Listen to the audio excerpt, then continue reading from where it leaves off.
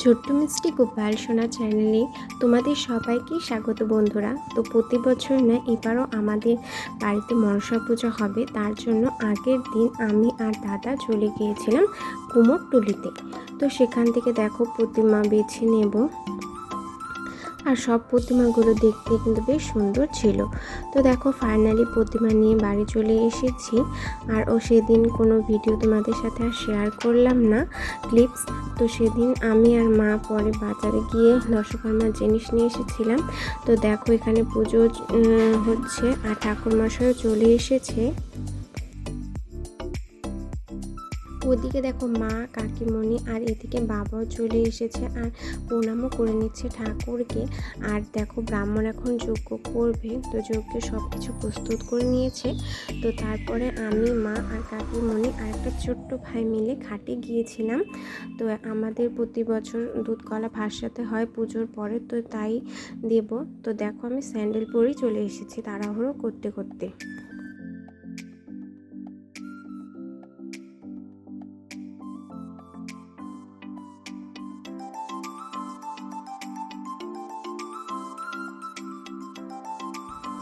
আর দেখে আকাশটা মেঘলা হয়ে গিয়েছিল আর খুব হাওয়া দিচ্ছিল, মনে হচ্ছিল যেন ঝড় নেমে আসবে। তো দেখো এদিকে মা আর কাকিমণি দুধকলা এখন ভাসিয়ে নেবে আর সব কিছু এখানে রেডি করে নিচ্ছে।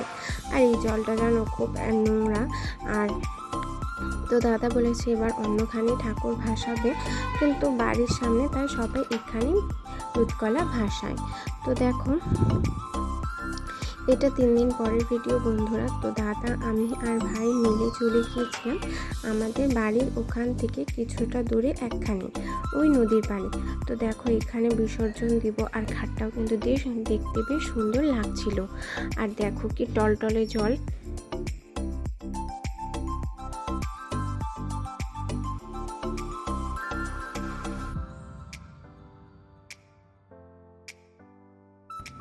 দাদা প্রথমে ঘরটির জলগুলো ফেলে দিল আর এখন প্রতিমা বিসর্জন করবে। তার আগে 7 পাক ঘোরাতে হয় ঠাকুরকে। দেখো ভাই আর দাদা মিলে চলে গিয়েছি নদীর ওই পারে, আর আমি এদিক থেকে ভিডিওটা করছিলাম। তো জলটা দেখে আমারও যেতে মন করছিল, কিন্তু আশেপাশে অনেক মানুষজন ছিল তাই আর গেলাম না। এবার অনেকজন নিমন্ত্রণ ছিল আর সবাই প্রসাদ নিয়েও গেছে আর পেট ভরে খেয়েও গেছে। তো সেগুলো ক্লিপস তোমাদের সাথে আর শেয়ার করলাম না। আমার এই মিনি ব্লগটি তোমাদের কেমন লাগলো অবশ্যই জানিও। যদি তোমরা আগের বছরের মনসা পুজোর ভিডিও দেখতে চাও তাহলে আমার চ্যানেলটি অবশ্যই ফলো করে দেখে নিতে পারো বন্ধুরা। তো দেখো দাদা আর ভাই মিলে এখানে ঠাকুরটা বিসর্জন করে দেবে।